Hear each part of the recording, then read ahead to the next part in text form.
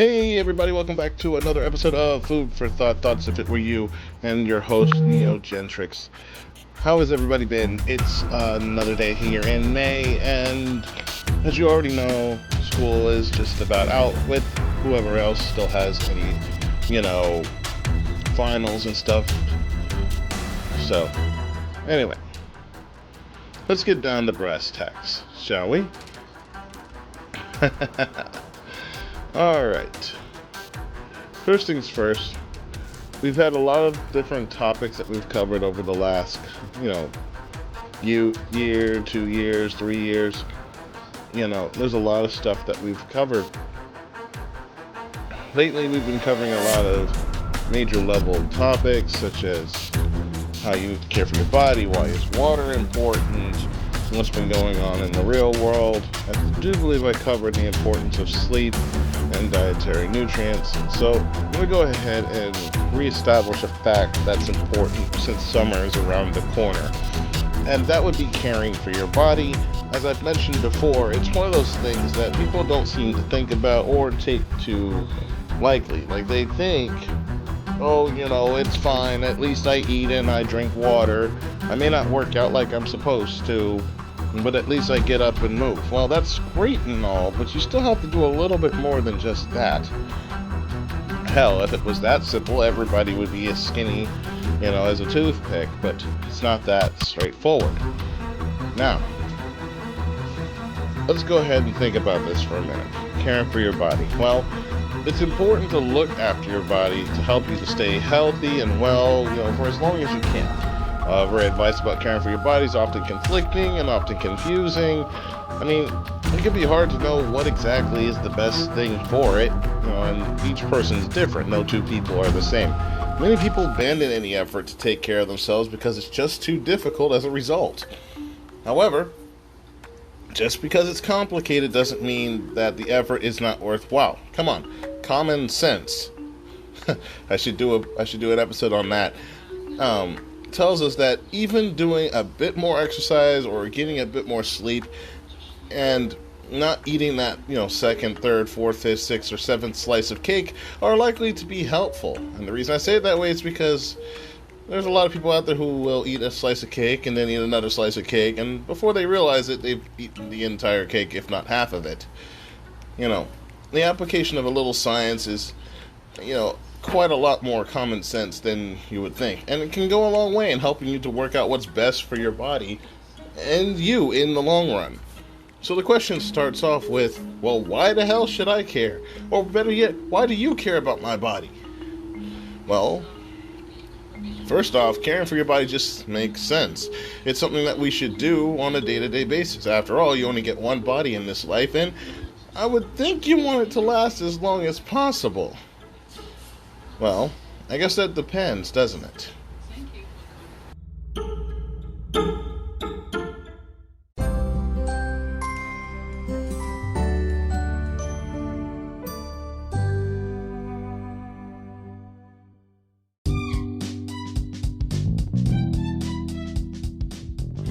Okay. So, we want to care for our body. We want to do it for the simple fact that, flippancy aside, caring for your body really does just make sense. Around the world, there's a growing chronic problem of lifestyle-related diseases that, I don't have to sit here and name some of. I'm pretty sure you're familiar with them. And yes, even the coronavirus is not helping. So, these are diseases that are effectively caused by the way that we live our lives. Most, if not all of them, are associated with not looking after our bodies. Many are associated with just being overweight, not exercising enough, or by putting the wrong substances into our body as a whole. A couple of these diseases and conditions include onset diabetes, heart conditions, high blood pressures, in some cases cancer, which, we can detect certain kinds and what causes them, but other things no. You can't, of course, avoid every single illness or condition, and many are not lifestyle related. However, looking after your body will go some ways to helping you live a healthier life for longer, or help build up your immune system so that you can actually fight them off should they ever occur or happen to you. So, the thing you need to think about here, or rather, the way I want you to think, is the framework of your thinking about how you should do this. There's a simple framework for this. This is a guide, if you will, on a way you should approach looking after your body. And this will help you to think about your decisions more logically, or rather help you understand why you might want to make certain decisions. And hopefully it'll also explain why it can sometimes be hard to do what you know is the right thing, despite, what people say. So here's the framework. There are 3 questions to keep in mind, okay? And in any aspect of caring for yourself, I want you to ask these 3 questions. 1, what do I want to do? That's pretty straightforward. I don't think I need to explain it. The first aspect is to your emotions, is to how you feel and what you want to do, whether, about what you want to eat, when you want to go to sleep, how much exercise you take. Emotions are very primitive, but they're also very strong, and they can hold you back. 2, what is best for me? Well, the second one here applies reason to the situation, and it asks you what you think. This means taking what you know, that is facts, and considering them in the light of the situation accordingly. Something to keep in mind. 3, what am I going to do? Finally, you need to balance those 2 aspects together and make a decision about what you actually do in any given situation. This requires you to balance what you want, but what you think you should do in light of those facts. Okay?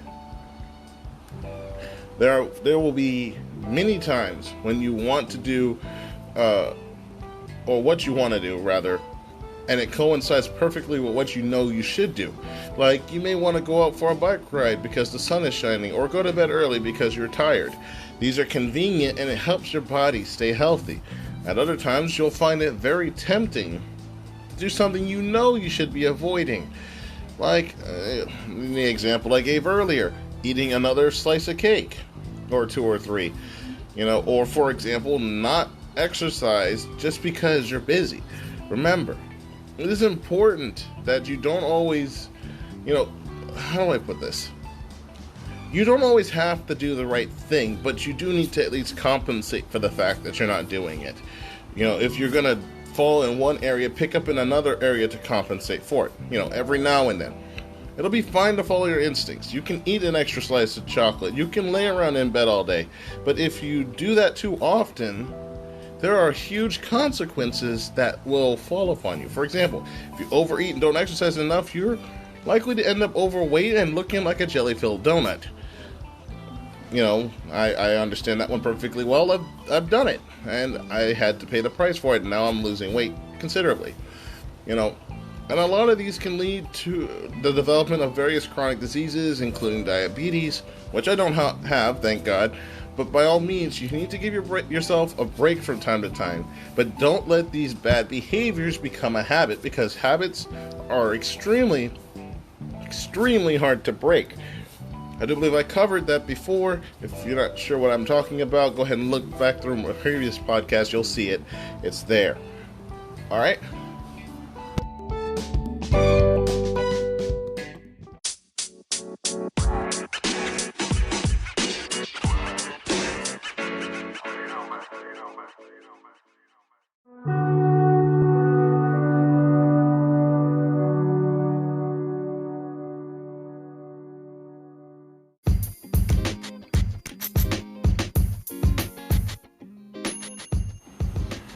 Alright, so now, after looking after your body, there are 3 key areas I need you to make sure you keep in mind. Right? Let's get started with what they are. The 3 very important aspects to looking after your body. First off, getting enough rest and sleep. Second, eating well. And 3, taking exercise. Let's start with the first one, rest and sleep. And I've already done a podcast on sleep, on what is sleep, how is sleep important. If you haven't heard those, go back and listen to them. I'm not going to dive into them too much here, but scientists have done a lot of research on rest and sleep, but we still don't really know why we need sleep. We just know that when we're tired, we must go to sleep. Regular periods of rest and sleep are vital to our personal well-being, and being deprived of sleep is extremely dangerous. It limits our ability to do things like drive, and also, makes us very, very ill. Of course, everyone needs to sleep for slightly different target ranges and such, just to give a few examples. Margaret Thatcher, I'm pretty sure everyone's familiar with that name. If not, at least the people in Britain are.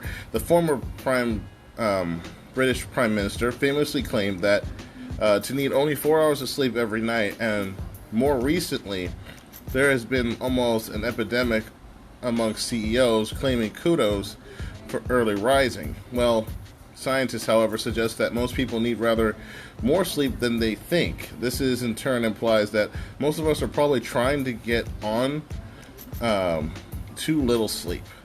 And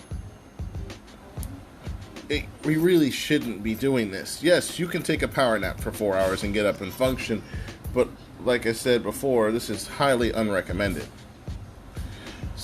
But anyway, what is important is to be aware of your personal sleep patterns and ensure that you get enough sleep on a regular basis to function effectively. That's the main point here. The other fact of the matter was the food, the diet, and nutrition that you get from what you eat. The phrase, "you are what you eat," has become a bit cliche over the many years, but it still has a basic fact. Most of us know that modern diets can contain too many processed foods that are either high in fat, sugar, or salt. And, we should eat more fresh fruits and vegetables as part of a healthy, balanced diet, which in return will also help you lose weight if you're trying to lose it. Obesity, high cholesterol levels, high blood pressure, type 2 diabetes are all common problems in the modern day life, and it's usually related to poor diets. But then the question comes, what counts as a healthy diet? Now, if I'm not mistaken, I do believe I did cover diet and nutrition once before, so I'm not going to dive into this too much here either. But, in the reference to the diet and nutrition, I explained what your body needs and why.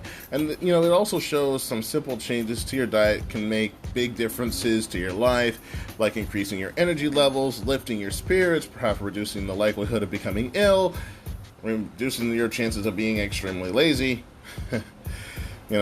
On the face of it, losing and gaining weight is a fairly simple equation if you think about it. If the number of calories that you take in is greater than the numbers you use, well, you gain weight. If you lower the amount of calories that you intake and you burn more of them, you're just going to lose more weight. However, a closer examination suggests that the situation is not exactly that simple, because in some people's cases it's the opposite. It's easy to lose weight by dieting, but it's also much harder to maintain that weight loss on a long-term basis. There are likely to be other things going on, like the best approach is to maintain a healthy weight and avoid dieting, but this is not always possible for a lot of people. And many scientists now argue that portion control is one of the most important aspects of healthy eating. There's also general agreements that, we need a balanced diet, though there is not quite enough, or rather so much as an agreement about what exactly a balanced diet actually looks like. But perhaps the best approach is to make sure that you get enough of the essential building blocks of a diet and not too much of any one thing, especially.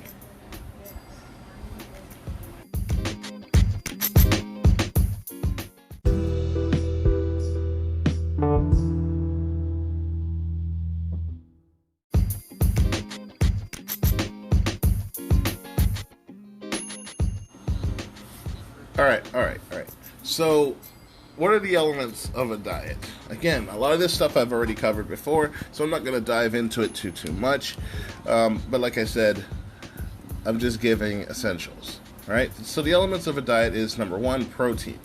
It's an essential part of all diets. It's the building block for our cells and our body, organs, bones, muscles, and blood. And there is a more,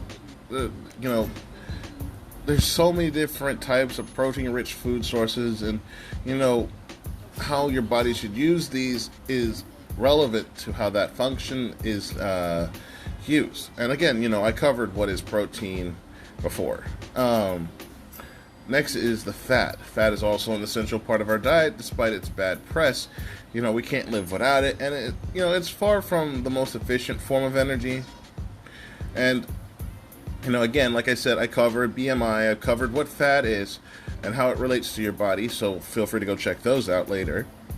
But, unlike protein and fat, carbohydrates, usually referred to as carbs, are not essential to our diets whatsoever. Most of us probably consume way too many carbs, and it's something to keep in mind that, carbohydrates, sugar, and the way you diet matter, okay? I did cover that, again, in another podcast, so feel free to go check that out. Next is high fiber foods. They help us to maintain healthy digestive systems, helps boost your metabolism, and keep it regulated. They also help your body run way more efficiently than is needed. I had a guest star over on my podcast talking about fiber previously, a couple of episodes back. So if you want to hear that, along with some of the jokes, feel free to go and check that out. Now, vitamins are by definition essential to our health, and there are 13 that we need to keep our bodies healthy. Now, I don't remember if I did cover vitamins before, but I'll definitely cover that later, so you can look forward to that podcast. But they are definitely a necessity to keeping our body, functioning like it should.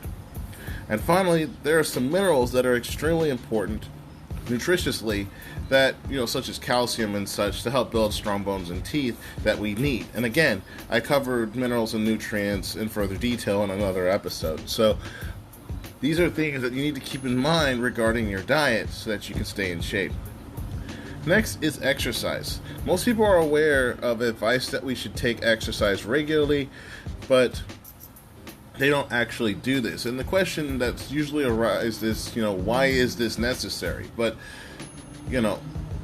I can explain that in more detail, and I'll do that next time. So look forward to tomorrow's episode on the importance of exercise. But what does that mean, and why is it important? Recommendations vary between 20 minutes of medium intensity exercise, enough to raise your heart rate per day, up to 3 longer sessions of high intensity activity per week. Many people, perhaps unsurprisingly, conclude that they don't have time to work out. What should they do? Well, the common sense solution, however, is that any exercise is better than no exercise. So, although the recommendations for the amount and intensity of exercise may change, nobody has yet concluded that taking some exercise is bad for you. However, very intense exercise over long periods or longer periods can have a lot of detrimental effects, especially if you're not taking care of yourself like you should or drinking enough water, as I explained yesterday. Even if you can't do as much exercise as is recommended, taking small amounts of exercise will do you good. It is, however, important to ease yourself gently into any exercise program. It doesn't matter what it is. Or if you're one of those crazy people who thinks insanity is great, if you haven't been exercising, especially if it's been a while since you've exerted yourself doing anything beyond lifting the TV remote or walking to your car, it's a risk of injury, and if you overdo it, you can run the risk of a heart attack or other problems because you pushed your body too hard too soon. Okay? There are a number of programs like Couch to 5K that can help you start exercising in a controlled way and avoid overdoing it. There's Taibo on YouTube from the original series that, used to exist years ago. Hell, if you were into wrestling, you can do that.